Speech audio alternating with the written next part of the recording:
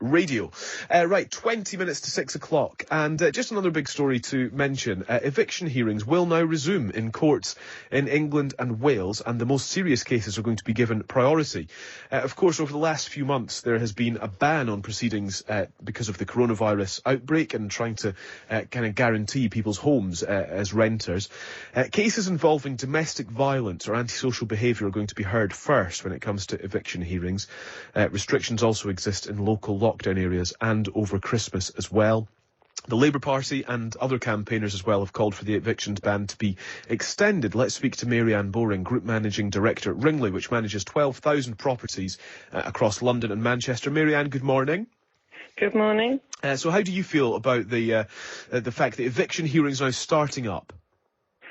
Well, it's obviously very necessary because some people may be trapped in difficult situations.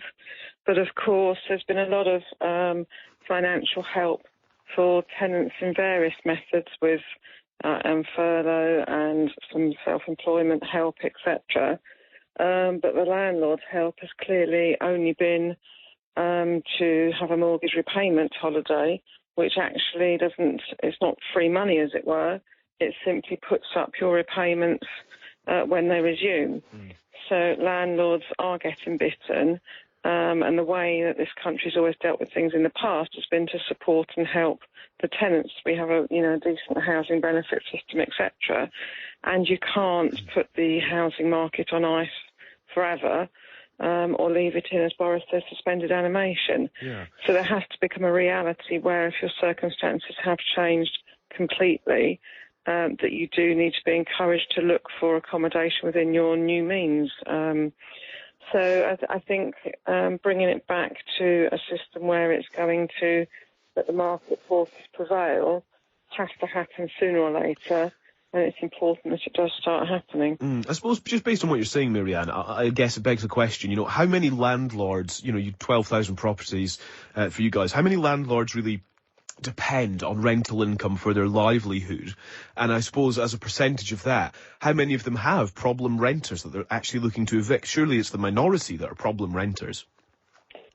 Yes, it is, but there's also the problem at the moment of a number of empty properties, certainly in London as a city, where there's not as many young people living in London because perhaps if they got furloughed, they would have gone home to live with their parents and enjoy the outdoors.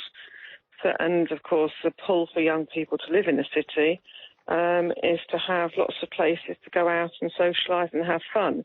So the whole dynamics of living in London has changed.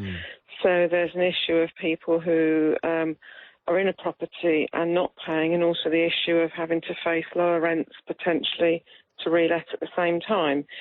When you talk about the types of landlords, in theory there are probably three types of landlords. There's the accidental landlord, perhaps because people had their own properties before they got married and kept them and rented them. Then there's the sort of buy-to-let professional landlord who may well have more than one property. So it's a case of, yes, it's unlikely to be all of their properties. So there's, if you like, a averaging or limiting factor there. But of course they will depend on them fully for their income. And then there's professional landlords who will have perhaps an established portfolio of 15 properties upwards.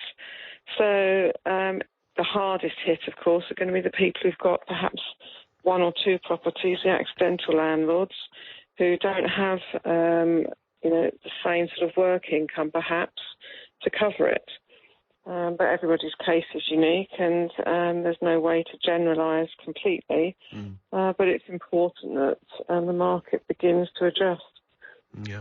Interesting to speak to you this morning, Mary-Anne. Thank you. Thanks for your time. Mary-Anne Boring, their Group Managing Director at Ringley, manages 12,000 properties across London and Manchester, on the news that eviction hearings are now going to resume in England and Wales after a ban during the coronavirus pandemic.